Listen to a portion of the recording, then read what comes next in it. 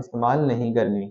जो fatty liver है इसकी जो बड़ी वजह वो इंसुलिन रेजिस्टेंस है, यानी जब इंसुलिन हमारी बॉडी में काम करती है तो हमारे जो जिस्म है ये इंसुलिन के अगेंस्ट काम करता है, जिस वजह से इंसुलिन ठीक तरह से हमारी बॉडी में काम नहीं करती। तो आपने जो कार्बोहाइड्रेट्स है उसका इस्तेमाल कम से कम करना है और कोशिश करें कि ना ही करें तो बेहतर है।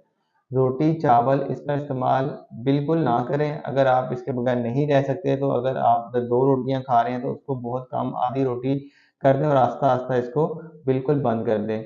आपने प्रोसेस्ड फूड का इस्तेमाल बिल्कुल नहीं करना, बेकरी प्रोडक्ट्स हैं जो सी यानी कि जो पैक्ड फूड आपने इस्तेमाल नहीं करने, रस्क, केक रस्क ब्रेड है या बिस्किट्स हैं, इस चीज़ों से आपने अवॉइड करना है। सॉफ्ट ड्रिंक्स का इस्तेमाल आपने बिल्कुल नहीं करना, ख़ास तौर पे वेजिटेबल ऑयल, इसमें ओमेगा 6 होता है।